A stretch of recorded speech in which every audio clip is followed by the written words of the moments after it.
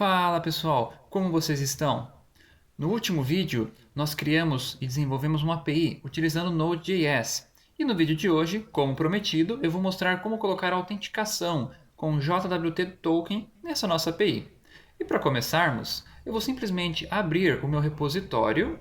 Esse repositório está disponível no link na descrição desse vídeo e no vídeo anterior que fizemos. Vou fazer então um git clone desse projeto. Caso você já tenha o projeto de outras vezes, não tem problema também. E aqui estamos com o nosso projeto. Estou na raiz do projeto, que está exatamente aqui. Um atalho para abrirmos ele mais rápido, vou colocar code ponto. Com isso já abriu o nosso projeto no Visual Studio Code. Muito bem. Só relembrando então o que nós temos esse arquivo server.js e aqui estão as definições das rotas. E é nesse arquivo que nós iremos mexer hoje. Então vamos lá. Duas informações novas que nós iremos precisar ter aqui. Primeiramente no .env. Para podermos gerar a nossa chave do JWT, nós precisamos de um segredo. Esse segredo é de suma importância que esteja protegido, tá? Porque é ele que criptografa a sua chave. Então você pode colocar o valor que você quiser aqui, quanto mais complexo, melhor. Eu aconselho você a deixar ele com aspas, porque o .env vai ser interpretado mais facilmente dessa forma, e pode ser que sem elas ele interprete alguma coisa errada, tá? Ele corte algum caractere. Adicionalmente, vamos colocar um hash salt, que é para adicionarmos na criptografia das senhas que iremos salvar no banco de dados. Isso aqui vai ser um integer, tá? De qualquer forma, nós iremos transformar em integer no front também. E até aqui, beleza. Isso nós precisamos de um .env. Duas novas bibliotecas terão que ser importadas. Então, npm add JSON Web Token e by bcrypt. Assim que escreve. Dando um overview sobre elas, JSON Web Token é para gerar um JSON, que é um token de acesso, que guarda informações como usuário e tem data de validade, e o bcrypt é para criptografarmos senhas que vão ser salvas em nosso banco de dados e verificar as mesmas depois. Beleza, aqui nós já temos tudo realizado com sucesso. Perfeito. Eu atualizei já esse arquivo. O nosso banco de dados, eu reparei que ele está com alguns probleminhas. Quais são o primeiro? O primeiro que é que aqui está escrito nome. E sempre é uma boa prática deixar em inglês, tá? Então teria que ser um name. Vou criar um novo atributo, uma nova coluna nessa tabela, que vai ser a password, um varchar 255. Pode ser 255, seria o padrão. Para quem fez o vídeo da última aula, sabe que estávamos utilizando o Docker. Então eu já liguei o meu Docker, tá? Então, eu tenho acesso ao banco de dados. Eu vou acessar esse banco de dados, que está exatamente aqui, no sample, da forma que nós fizemos da última vez. Então, perceba que nós temos essa estrutura, inclusive com um nome e com um e-mail. Vamos atualizar essa tabela, porque se você não for reconstruir o seu container, ainda assim estaremos com ele da forma errada, tá? Como nome e sem esse atributo password varchar. Então, primeiramente, clicar em Change. Vamos trocar isso aqui para Name. E na estrutura vamos adicionar uma nova coluna. E como fazemos isso? Usando o comando alter table users add column. E copia exatamente aquilo que foi colocado no arquivo. E agora nós temos o que aqui? Senhas, tá? Voltando para o nosso código, vamos então começar. O que precisamos? Primeira coisa aqui, vamos definir rotas, tá? Eu vou tirar essa rota do app-get. Ela era só para um teste, não é mais necessária. Vou então criar aqui as rotas de cadastrar e de login.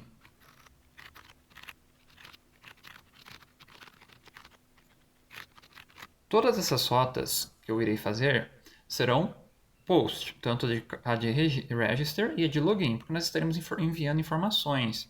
Ambas rotas, register e login, serão rotas post, ok? Aqui então vou definir e-mail, password e name.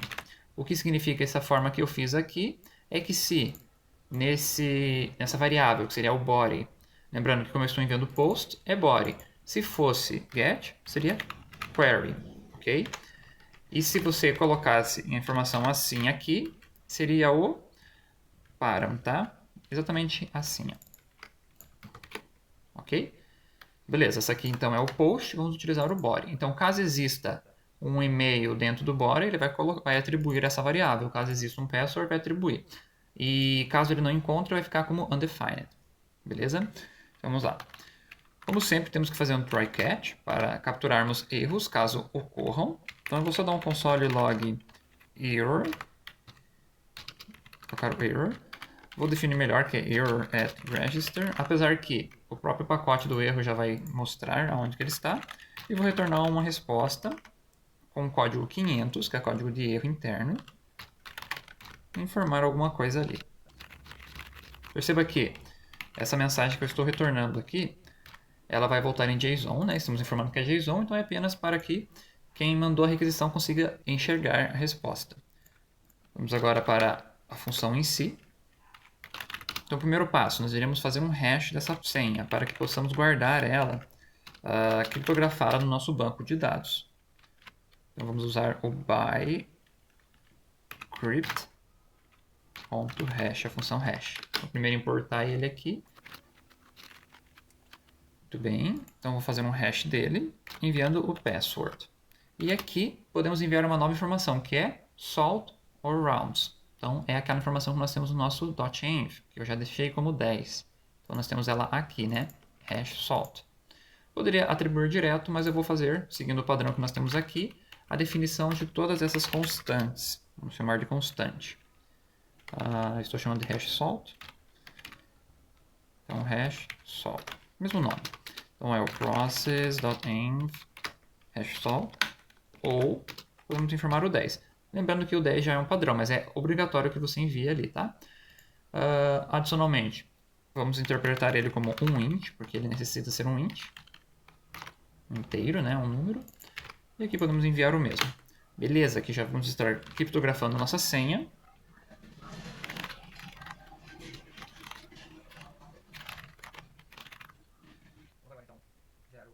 Vamos agora gerar então SQL para inserção. Então, e-mail, password, name. Os valores, então values. Vamos informar agora quais são os valores. Lembrando que a gente sempre usa o bind para evitar ataques de SQL, chamados de SQL injection, né? Aqui não vamos enviar o password, vamos enviar o hashed pass e o name. Com isso será retornado um array do resultado e aqui dentro poderemos analisar uma informação que vai ser bem útil para sabermos se deu certo, o user ID.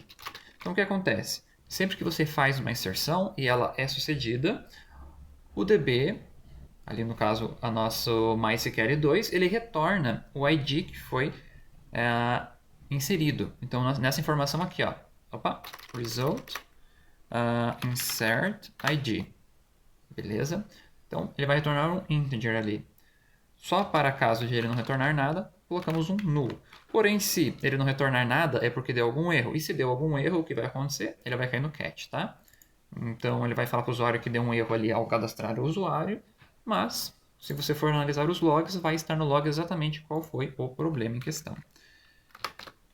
Mas, a fim de deixarmos nosso código mais legível, e caso não tenha disparado um erro throw, né? Não tenha dado um throw error, por exemplo assim, né? Vamos retornar uma resposta aqui, de erro também. E caso tenha dado tudo certo, vamos retornar a resposta padrão para quando é cadastrado alguma coisa, 201. E até então, em APIs reais, o 201 já bastaria para dizer que foi cadastrado, mas eu sempre gosto de retornar mais informações. Poderíamos retornar aqui um user ID, por exemplo. Então aqui nós temos agora o nosso método de register. Só lembrando que isso aqui eu coloquei para mostrar aquela hora está errado, tá? Perfeito. Vamos testar então o que nós temos aqui.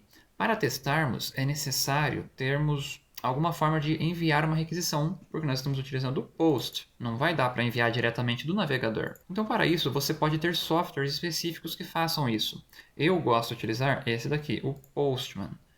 Então, você pode buscar no seu navegador o Postman, realizar o download do mesmo, criar a sua conta. Ele é excelente para enviar requisições, eu vou mostrar ali. Temos também o Insomnia, que é esse daqui. Ambos fazem o que necessitam, né? Eles entregam o que eles precisam entregar, mas eu gosto mais do Postman, questão de preferência pessoal. Então, vou para o Postman, que eu já tenho aqui. Eu já criei todas as rotas, né? Create Login Users. Simplesmente você clica em novo, daí você pode criar uma nova coleção. Eu criei uma nova coleção e daí você coloca New e pode criar o que você quiser. Eu criei aqui, ó, Collection, chamei de Node.js API e aqui dentro você pode criar requisições. Então você pode criar uma nova request, beleza? Foi o que eu fiz aqui. Então eu cliquei em criar nova requisição, request, coloquei um título. Estou informando a URL que nós iremos executar. Deixa eu executar ela aqui. Lembrando que é node server.js. Ele rodou, beleza, na porta 3000, é 3000 mesmo. Então aqui nós temos a porta 3000. Vou informar alguma coisa errada aqui, tá? Eu não vou enviar a senha. Vamos ver o que vai acontecer. Então ele disse, erro ao cadastrar o usuário. Mas o que será que aconteceu? Podemos então ver o log, e ele deu um log bem grande, né? Inclusive, ele nem chegou a dar erro no banco de dados, ele deu erro nessa função aqui, ó, data and solve arguments required. Então ele disse que é necessário uma data e um salvo ali, né? Essa é a tradução, que no caso é essa aqui, né? Está dizendo que não foi enviada a senha. Que de fato não foi. Se não enviarmos então o nome, o novo erro que ele deu foi esse aqui, ó, um erro do banco de dados. Ó. Column name não pode ser nula. O que tudo isso quer dizer? Quer dizer que, deixa eu só acrescentar aqui de volta. Tem várias verificações aqui no código que nós não estamos fazendo. Nós deveríamos sim validar antes, né, antes de tentar executar, tentar usar as ações, se elas de fato existem. Por exemplo, validar se o e-mail não está vazio, o password não está vazio, o name não está vazio, porque ambos são necessários, são required na nossa API. Mas como nós envolvemos em um try-catch, não vai dar erro. E até poderia ser utilizado em produção. Isso daí vai de você que quer criar a sua API, se você quer definir melhor os problemas que estão acontecendo. E geralmente você definiria um código do erro para quando faltasse parâmetros, por exemplo. Mas beleza, aqui é só o nosso teste simples, tá? Uma API que nós estamos criando do zero. No banco de dados, perceba que o Patrick não existe. Agora o usuário foi cadastrado com o ID 30. Vindo aqui, o ID 30, temos o e-mail e essa senha. Perceba que a senha está criptografada. Essa senha, ela nunca vai poder ser descriptografada. Ela pode apenas ser checada. Por exemplo, eu sei que é 1, 2, 3, 4, 5. Então, se eu testar, assim, verificar com o Bcrypt se 1, 2, 3, 4, 5 faz um match com isso aqui, ele vai dizer que sim. Então, a gente só pode fazer comparações. A gente não pode tentar descriptografar ela. Muito bem, voltando ao código, vamos fazer a nossa rota de login. Ela vai ser similar nesse ponto aqui, só que nós não estaremos utilizando o name. Vamos então para o nosso DB fazer a execução da nossa query. Execute. Então, select all from users where e-mail igual a informação que se mandar e vamos colocar um limite de 1 para evitar que venha muitos dados desnecessários. Aqui vai um ponto interessante, só para percebermos. Nós sempre buscaremos primeiro pelo e-mail e depois iremos verificar a senha. Por quê? Pelaquela razão que eu estava falando agora há pouco. O Bcrypt não pode ser descriptografado, o que ele gerou, ele só pode ser verificado. Então o que vai acontecer aqui? Nós iremos receber de fato o usuário desse results, index 0, caso não, retornaria um nulo. Poderíamos deixar nesse caso assim, por quê? Porque aqui, caso não exista a posição 0, caso ele não tenha encontrado, ele vai disparar, ele vai jogar, lançar um erro, né, que cairia diretamente aqui. Vou copiar esse aqui embaixo, só para agilizar. Erro ao logar. Aqui para colocar error at login. Muito bem. Caso o user não exista, esteja false ou alguma outra coisa, de fato podemos se tornar um status 401. 401 é quando ele não autentica, ok? Existe uma lista, um padrão de códigos, que é interessante quando você trabalha com API você aprender cada um deles, tá? Não precisa saber todos, mas tem alguns básicos, o 200, 201, 400, 401, 404 e 500. Então vamos falar assim, ó, usuário não encontrado, porque de fato ele não encontrou o e-mail. Já que eu fiz essa verificação, eu vou falar que aquilo pode ser nulo. Então ele passa aqui caso não retornou nada e aqui vai cair e vai falar que falhou. Qual que é o interessante de você sempre fazer ele ficar nulo, por exemplo, e poder avaliar aqui embaixo num if? Você pode personalizar a mensagem, né, que o usuário não encontrado. Se você não colocasse isso, nem essa verificação aqui, ele cairia direto aqui com essa mensagem, erro ao lugar com erro 500. Então, erro interno, 500 é de erro interno no servidor. Não é muito claro o que aconteceu, né? Vamos agora verificar, então, a nossa senha. Nós utilizamos o compare. Então, primeiro passamos a senha não criptografada. E aqui, vamos agora no user. Ele vai retornar um objeto, tá? Com as informações. Vamos pegar essa senha criptografada, que isso aqui é o que veio do banco de dados, tá? Lembrando que veio do banco de dados como um objeto. Simplesmente um objeto ali, simples do JavaScript. Vamos lá, se não deu match, então nós vamos falar que também 401, erro da autenticação. Poderíamos informar aqui, senha incorreta, mas veja, existe uma convenção de segurança de que quando você tenta logar, você erra a senha ou erra o e-mail, você não deve informar que a pessoa errou a senha ou o e-mail. Deve informar apenas que ele não conseguiu se cadastrar, entendeu? Que a informação está errada. Por quê? Porque se você informa que a senha está incorreta, quem está vendo vai falar assim, bom, então eu sei que esse e-mail existe. Ele pode vir e fazer ataque de força bruta. O ataque de força bruta é simplesmente você executar várias vezes essa rota, login. Se você sabe que o e-mail existe, beleza, você já sabe que ele existe. Você tem que acertar a senha, então você pode ficar mandando várias senhas. 1, 2, 3, 4, 5, 1, 2, 3, 4, 5, 6, 1, 2, 3, 4, 5, 6, 7, por exemplo, né? Só um exemplo. Então, é sempre interessante que você não informe tudo que está acontecendo. Então, aqui nós temos o usuário não encontrado.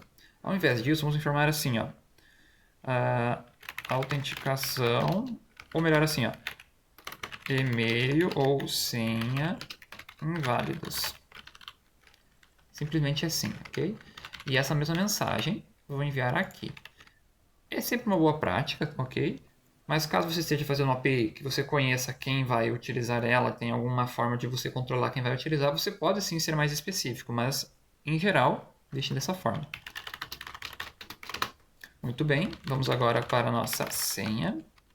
A senha, no caso o token de acesso, vai ser utilizado o JWT. Vamos importar ele aqui.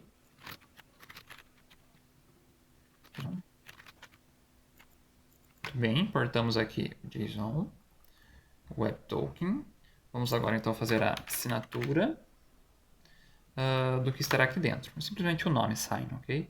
Aqui nós podemos ter várias informações. Vamos para a primeira. Nós podemos colocar um payload aqui dentro. O que isso significa? Você pode colocar o que você quiser ali. Ele vai ser criptografado. E diferente do bycrypt, isso aqui vai ser de fato descriptografado, tá? Vamos para a primeira informação que eu quero colocar aqui dentro. Vou colocar o ID, que vai ser o user.id. Podemos informar o e-mail, user.email, o nome. Vai da necessidade que você tem ali no momento, tá? Como segundo parâmetro, vou fazer dessa forma aqui, ó, vai ficar mais legível. Como segundo parâmetro, temos que enviar o JWT secret. Qual é o nosso JWT secret? Não definimos ele ainda. Vou definir ele aqui. JWT secret. Lembrando que nós temos ele aqui, né? Caso não tenha, provavelmente vai ter. Vamos informar alguma coisa padrão aqui. Vamos enviar então como segundo parâmetro isso, que é o segredo. E agora, no terceiro parâmetro, é um novo objeto, que é o expires in. E aqui você vai informar em quanto tempo esse token é válido. Por exemplo, no meu caso, 1 hora, tá? Mas poderia falar mais, menos, poderia colocar minutos e etc.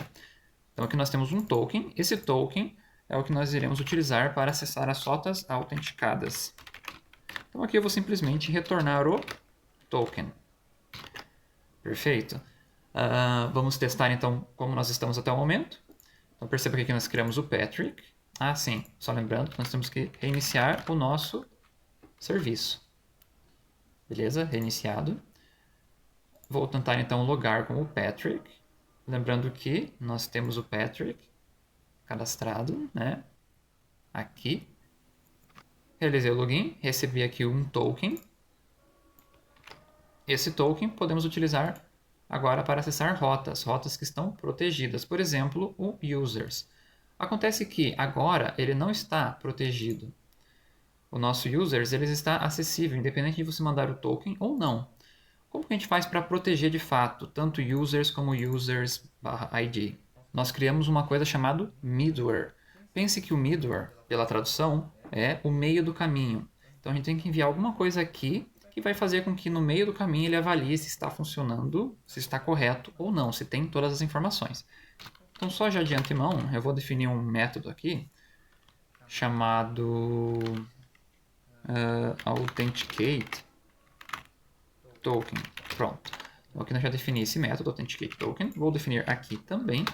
Nós já temos a definição. Quando você manda dessa forma na rota, ele vira um middleware. O que isso quer dizer? Que ele vai executar sempre isso daqui antes, de fato, de fazer o que está no callback aqui embaixo. Então, o que está definido ali.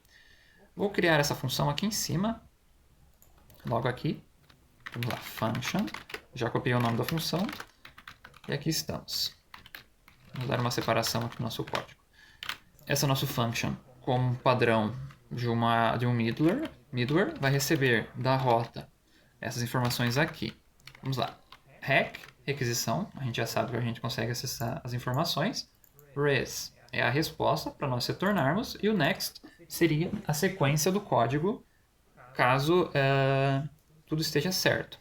Resumindo, você tem que colocar esse next no final do seu código para que ele continue e passe de fato para o código que está aqui dentro. Primeiramente, vamos achar agora o auth header. O que nós queremos no nosso header? Nós queremos esse authorization. Que nós estaremos enviando o nosso token no authorization. Porém, você poderia também fazer alguma coisa assim, ó. Rec.body.authorization ou token, etc. Você poderia enviar isso aqui, esse token, no próprio corpo da mensagem, no caso aqui, tá? Esse seria o body. No próprio body. Novamente, vai da forma que você quiser definir a sua API. Eu vou deixar no header. Muito bem. Aqui recebemos o nosso token. Aqui nós iremos fazer um split, porque quando a gente envia no authorization, por padrão, nós temos que enviar uma informação chamada bearer. Deixa eu mostrar aqui para vocês. Esse é o nosso token, correto? Correto. O que seria um header? Eu já estou enviando ele aqui. Seria dessa forma aqui, authorization. Por padrão, você envia um bearer na frente. Por isso que nós fazemos um split no código para separar a partir desse ponto. Adicionalmente, você poderia enviar aqui o authorization com um bearer token. Então ele já vai automaticamente colocar o bearer na frente. Então, por padrão, você coloca você tem que saber que está chegando esse bearer. Então você vai fazer o explode aqui, você vai fazer o split, para que você consiga, de fato, obter o dado que está lá no final. Caso possa não estar vindo essa informação, na verdade, né? Que nós poderíamos informar isso aqui, ó. Aqui poderia vir assim, para não dar um erro. E caso isso aqui não exista, vai retornar um nulo. É legal retornar o nulo só para a gente poder avaliar se existe, tá? Então, caso seja nulo, né? Caso não seja verdadeira, aqui nós podemos retornar, ó. Return res status 401. Então, novamente, ó. Erro de autenticação, porque é uma rota protegida e só pode ser acessada por autenticação. Error token not found. E agora sim, passando por tudo isso, nós sabemos que nós temos de fato um token aqui, né? Então vamos verificar se ele está válido. Vamos lá, token, temos que enviar o token, o segredo aqui dentro. E aqui nós podemos ter dois callbacks, que é o error, que é o erro, e o user, tá? User, no final das contas, é o resultado que nós receberíamos ali. Vou puxar esse next para dentro. Vamos lá. Se deu erro, podemos retornar que ocorreu um erro aqui da validação do token inválido. E aqui já retornaremos o código. Adicionalmente, o que eu vou colocar aqui? Eu vou colocar dentro da própria requisição, no atributo user, ou melhor, auth user, o user. Ok? User, no caso, o que nós recebemos aqui da resposta. Por que eu estou chamando de user? Porque eu atribuí o que aqui dentro do payload do JWT, aqui embaixo, todo o user, tá? Então nós temos esse objeto, então a gente pode atribuir aqui na request esse auth user com esse atributo. Por que eu faço isso? O que eu posso fazer com isso? Eu posso então aqui, ó, como eu sei que ele vai passar, ele vai estar autenticado, aqui eu posso usar, eu poderia fazer alguma coisa assim, ó, rec.auth user, e aqui eu tenho o usuário autenticado. Olha que beleza. Vamos testar como é que está nosso código até agora então. Só lembrando que nós temos que recarregar. Seria na verdade uma recompilação. O nosso código token tem validade de 1 hora, mas vamos gerar um novo, já que agora funciona, né? Sem problemas. GetUser. Vou tirar isso aqui que eu já coloquei. Eu vou deixar 100. E perceba que está desligado, então ele não está enviando. Se eu tentar enviar agora, token not found, que de fato não está sendo enviado. Esse token aqui é um token antigo quando eu estava testando. Ele vai estar inválido, então ele vai falar invalid token. Agora, se eu mando o token novo, que eu já copiei ali na outra request, aqui nós conseguimos a autenticação, ok? Então aqui o token funcionou. Então nós temos duas formas de enviar. Headers são o cabeçalho da requisição. Vários headers são enviados por padrão. Este do Postman Token é do próprio Postman. Mas informações como Content Type, Content Length, também é enviado por padrão quando você utiliza, por exemplo, um Axios no Vue.js ou uma outra forma de enviar requisições, ele já coloca vários desse automaticamente, ok? Então você não tem que se preocupar com o que está escondido. Apenas com coisas adicionais que você quer colocar. Você poderia, então, enviar o que você quiser aqui. Temos os padrões, né? Mas caso você envie um valor totalmente fora do padrão, ele também aceitaria, tá? Seria um header customizado. Perfeito? Então aqui ele funcionou. Se eu tirar, ele não funciona. E aqui você também pode colocar diretamente aqui no Postman o bearer token. E você pode simplesmente jogar aqui dentro. E enviar ali, e ele vai funcionar também. Então aqui seria o token. Qual que é a parte interessante do Postman? É que você pode chamar outras pessoas para acessar essa tua, chamada de biblioteca, tá? Essa tua biblioteca de requisições. Com isso, você pode dividir ou compartilhar esse trabalho com outras pessoas. Então é por isso que o token aqui fica protegido. Perfeito? O vídeo de hoje vai ficando por aqui. Eu vou subir esse código no nosso repositório. Eu já estou no meu próprio repositório aqui, mas você não tem que se preocupar com isso. Ele vai estar acessível para vocês. Ele vai estar acessível no link abaixo. Espero que vocês tenham gostado do vídeo. Curtam, compartilhem, isso me ajuda muito. Comentem o que vocês gostariam de ver nos próximos vídeos, isso me dá ideias e me faz ver para que lado que eu tenho que ir para ensinar cada vez melhor vocês. Desejo bons estudos e aprendizados e até o próximo vídeo. Abraços!